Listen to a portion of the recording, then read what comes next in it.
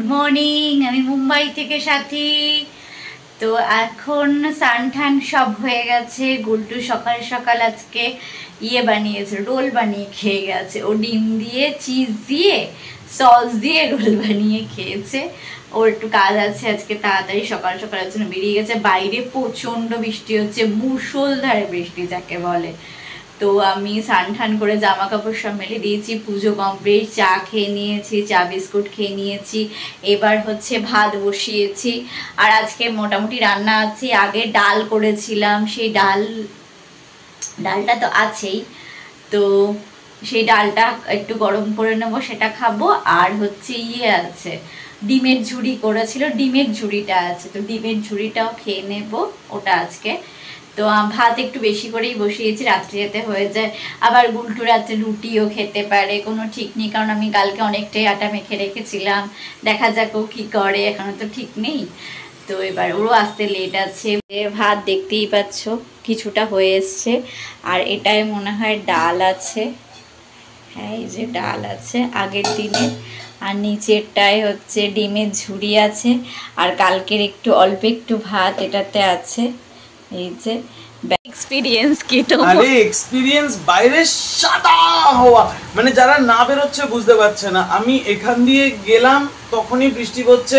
সে কোনো মতে ঠাকুরের, তুমি এখান থেকে অটো পেয়েছিলে? এখান থেকে তো অটোর লম্বা লাইন ছিল, তারপরে দাঁড়িয়ে দেখলাম অটো চলে এলো, স্টেশন পর্যন্ত পৌঁছে গেলাম। 939 এর এসিটা পেয়ে গেছি ঠাকুরের কৃপায়, 925 এরটা পাইনি, 939 এরটা পেয়ে গেছি। আন্ধেরি নেবে আবার স্লো ট্রেন ধরে রাম মন্দিরে রিটার্ন মেরে রাম মন্দির থেকে অটোয় করে গেলাম।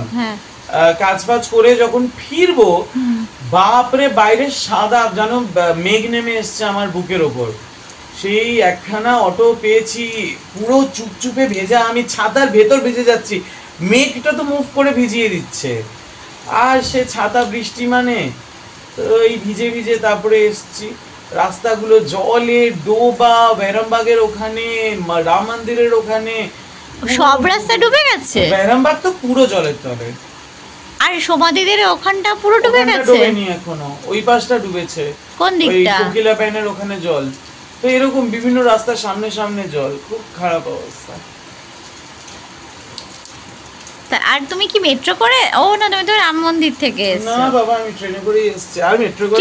ট্রেনের ট্র্যাকেও জলে জমে গেছে কি? না, এদিকে ট্রেনের ট্র্যাকে কোনোদিন জল জমে না। জল জমে কুল্লার ওই দিকটা, ওই সাইডটায়। ও আচ্ছা আচ্ছা। সাউথ বম্বের দিকে জল জমে ট্রেনের ট্র্যাকে, এদিকে জল জমে না। আর সেন্ট্রাল লাইনে তো এমনিও টিকটিকি পেচ্ছাপ করলেও জল জমে যায়। হ্যাঁ, তারপর তুমি আন্ধেরি থেকে তাড়াতাড়ি করে চলে এসছো।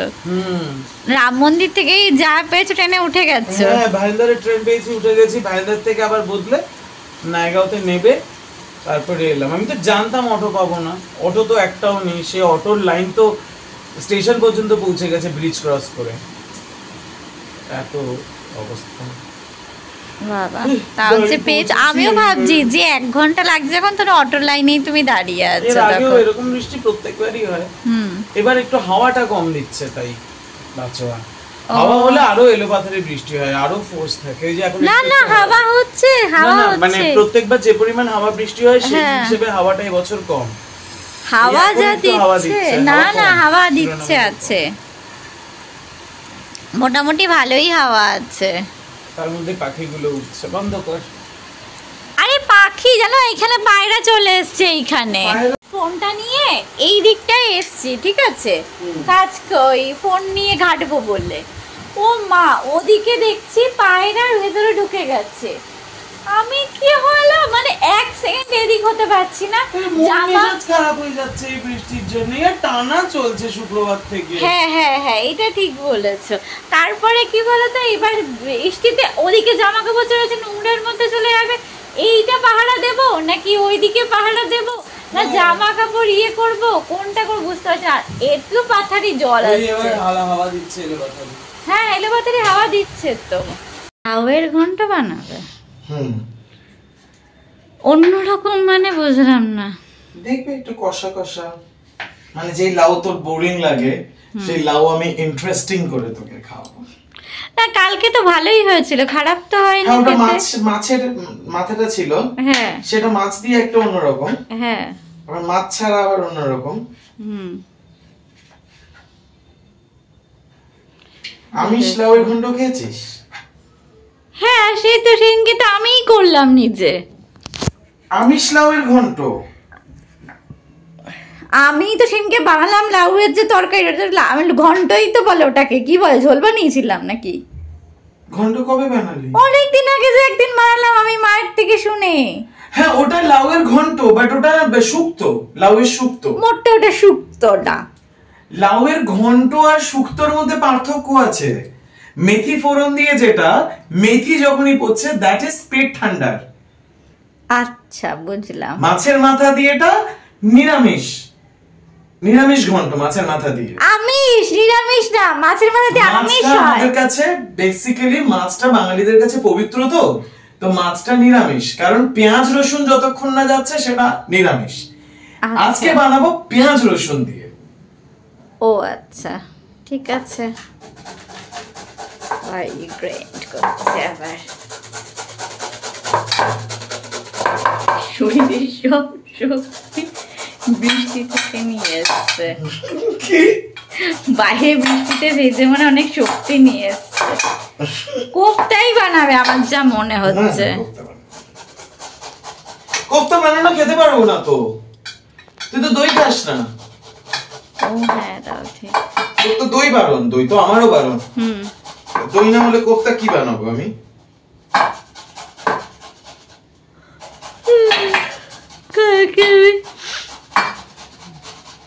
কালকে আমি দেখি খিচুড়ি করব একটু। ওইটুকুই কি কুমড়ো ছিল বাজারে নাকি? না না, কুমড়ো একটাই কাটা ছিল, আমি এটা নিয়ে নিলাম, আর একটা বউ আরেকটু নিয়ে নিল, বেশ হয়ে গেল। ও আচ্ছা, মানে দুজনে মিলে মিলেমিশে কুমড়োটা এনেছো, তাই তো? ভালো করেছো। হ্যাঁ, কি বলছো? এখন এটা গোটা কাটতে বললে ওর বাজারে সেই রেঞ্জের আজকে কাস্টমার নেই। 10টা কথা শোনাবে। ঠিক, কালকে ওইটুকুতে হয়ে যাবে মেবি, কুমড়োতে ওইটুকু কুমড়োতে হয়ে যাবে। টমেটো আছে কতটুকু গেলে যে তো বলে যাবে যে আমি বাজারে যাচ্ছি। কোথায় বলেছো? বলে গেছি, আমি তো শুনতে পাইনি। আবার পেঁয়াজ আর রসুন, আবার লঙ্কাও দিয়ে দিয়েছি, ওই যে উপরে লঙ্কা রাখা আছে, তাই তো। দেখবো কিভাবে করো এটা। এখন গুলটু পেঁয়াজ ছাড়াচ্ছে, এবার আলু ছুলছে, তাই তো। আলু ভাজা করবে। গলা ব্যথাটা কমছে না গুলটু, এখানটায় প্রচন্ড জোরসে লাগছে। ওটা ওই চিৎকার করার জন্য। এখানে তোকে একটু নিতে হবে ভেপার, যেটা তুই নিবি না। খুব লেগেছে গলায়। কি করে লেগেছে? গলায় কি করে লাগলো আবার? বেশি বেশি, হ্যাঁ, বেশি ঢং করছে আমার সঙ্গে আবার ঢং করছে।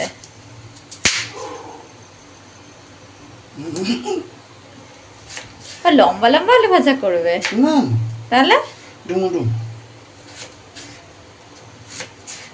ডুমু মানে বুঝলাম, হোয়াট ইজ ডুমু? ও, এটাকে বলে ডুমু। বুঝলি?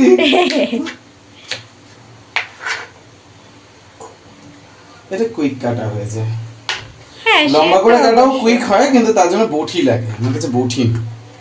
বাবা, আমি তো এটা দিয়েই ভালো করে কাটি।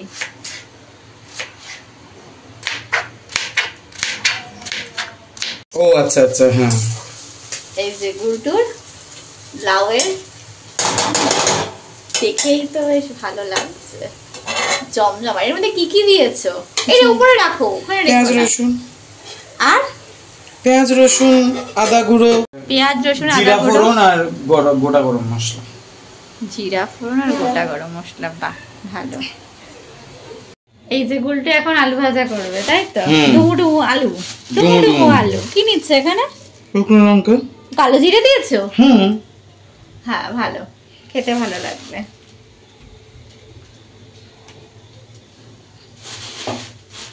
ডুমু আলু, চুমু কালু।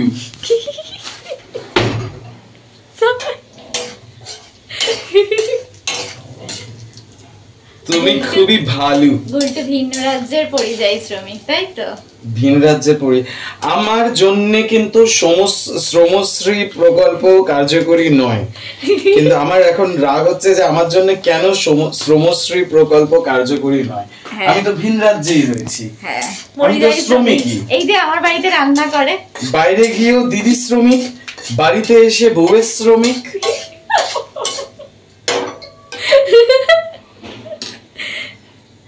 ভিন রাজ্যের পরিযায়ী শ্রমিক হচ্ছে আমার গুলটু, তাই তো? এই যে আমার বাড়িতে রান্না করে, তাই তো? এই একটা আলু, ওটা ধুয়ে দাও।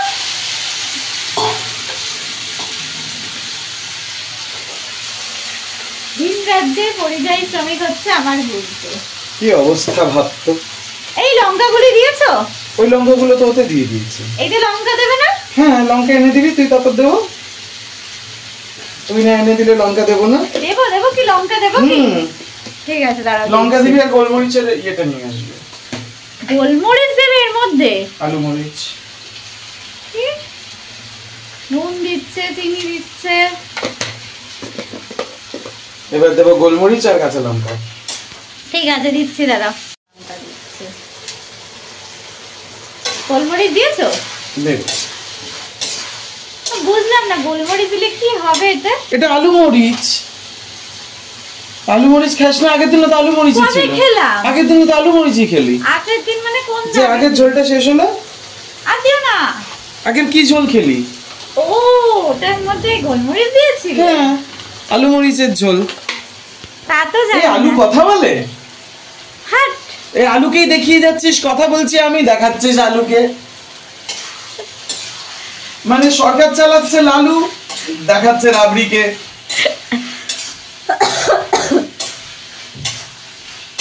ভাল লাগে না, রাগ হচ্ছে। রাগ ভিডিওতে বলে না, রাগ হচ্ছে, রাগ। আর কি দেবে এর মধ্যে আবার? সব দিয়ে দাও। সব ঢেলে দাও, সব ঢেলে দাও। কিছু বাকি আছে? এটা কি পোস্ত? আলু পোস্ত করছো? তাহলে পোস্ত ভালো আছে?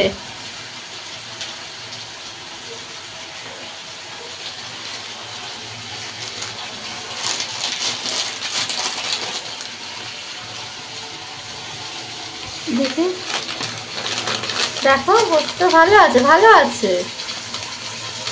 উল্টো ভালো আছে। তো ভালো, আমি খারাপ বলেছি? তাহলে ওটার মধ্যে ঢালছো কেন সব? পোস্ত চলে গেছে, তাই তো? পোস্তটা একেবারে ভাজা হয়ে গেছে, আমি গ্যাস অফ করে দিয়েছি, তারপর পোস্তটা ঢেলেছি। কারণ পোস্ত যদি ভাজা অবস্থায় দিই তাহলে পেট খারাপ হতে পারে। আচ্ছা, তোমার হয় এটা নাকি? সবার হয় না, আমার হয় না। কি দেখাচ্ছিস? আলু পোস্ত তো খেয়েছি। না, তুই দেখাচ্ছিলি কি ভিডিও? আলু পোস্ত। এটা আলু পোস্ত নয়, এটা আলু ভাজা। তার মধ্যে পোস্ত দিয়ে দিলাম। হ্যাঁ, আলু ভাজা পোস্ত দিয়ে। এটা পুরুলিয়ার খাবার। বাবা, খেয়েছিলে তুমি ওখানে গিয়ে? দেখি কেমন হয়েছে খেতে, একটু খাইয়ে দেখাও। আরে হাত দিয়েই দাও, একটু ফু দিয়ে দাও।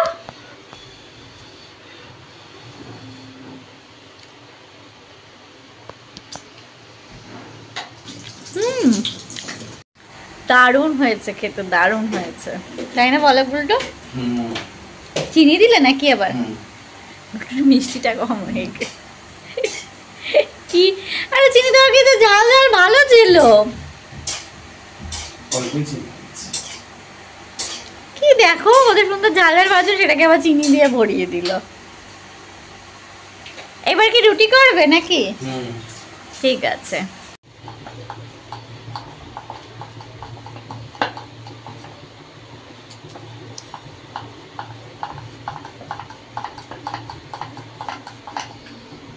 এটা কি? এটা হচ্ছে রুটি। গুলটু রুটি করছে। এটাকে বলে আটা পরোটা। আটা পরোটা? আটা পরোটা? আর আরে আরে, কিমকে দেখি না, একজন আটা পিৎজা বানিয়েছে। খাবো তোমাকে বললাম না, কলকাতায় গেলে খাবো ওটা।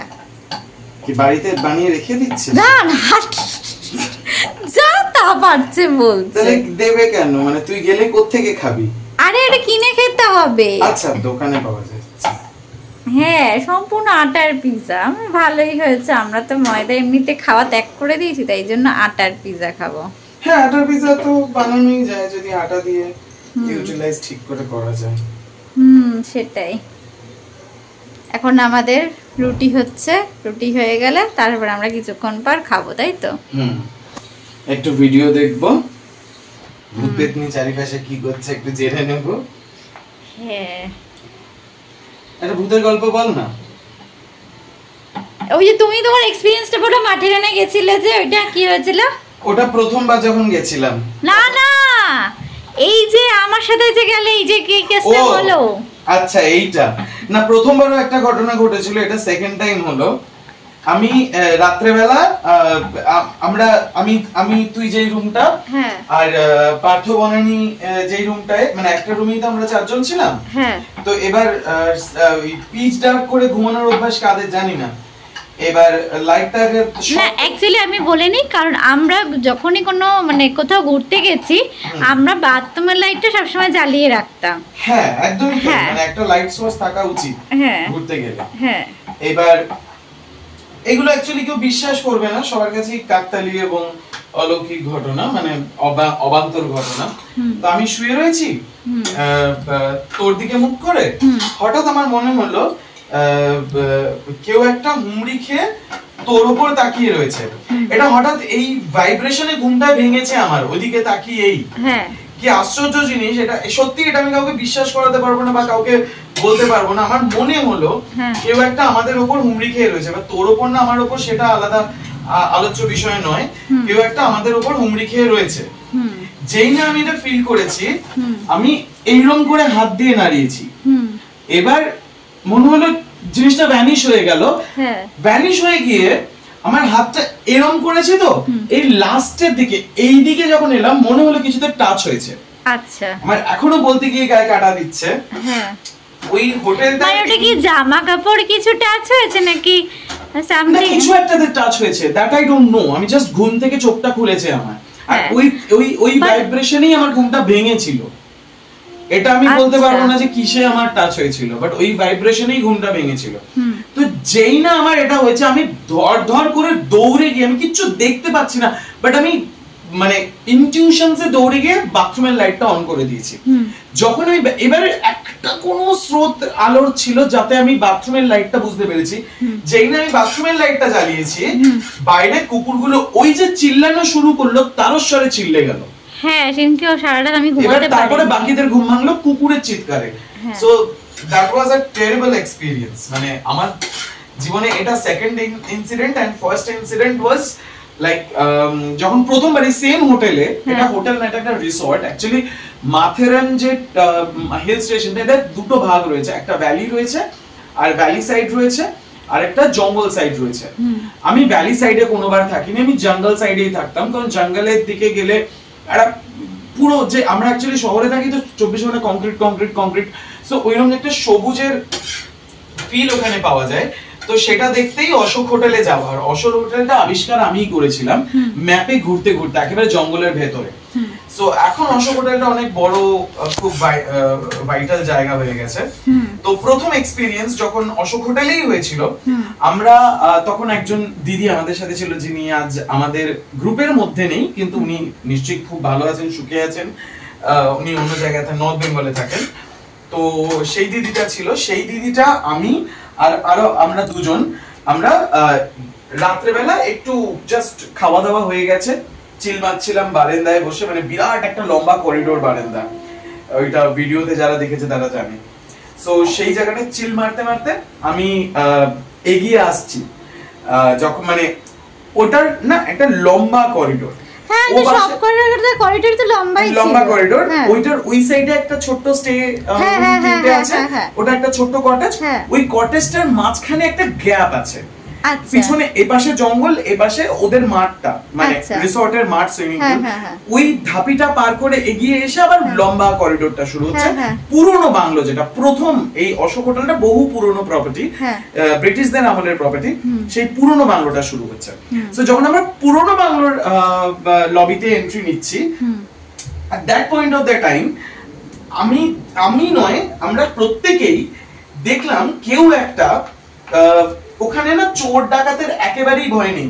যারা মাথেরান জানে তারা জানবে ওখানে চোর ডাকাত সম্ভবই না, কারণ পালিয়ে যাওয়ার কোনো জায়গা নেই। যেমন আমরা আন্দামান জল দ্বারা বেষ্টিত, তেমন মাথেরান জঙ্গল দ্বারা বেষ্টিত।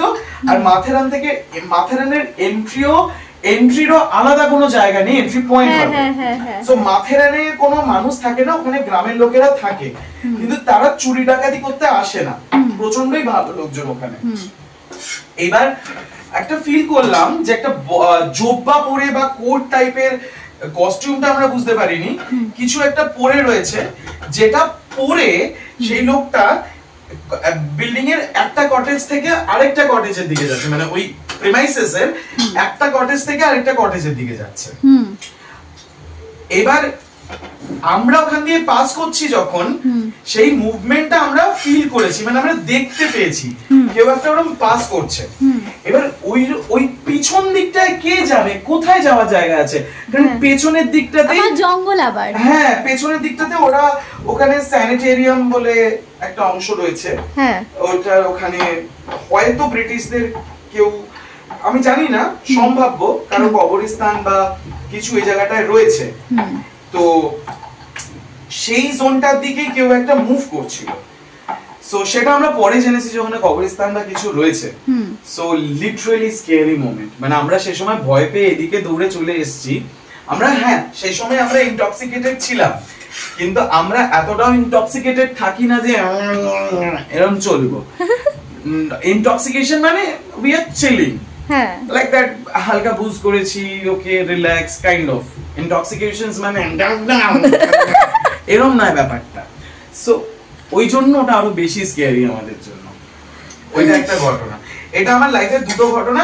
বাট আমি এছাড়া খুব একটা বেশি ফিল কখনোই করিনি, কারণ আমার রাশি খুব ভারী, তো আমি কোনোদিনই ফিল করিনি।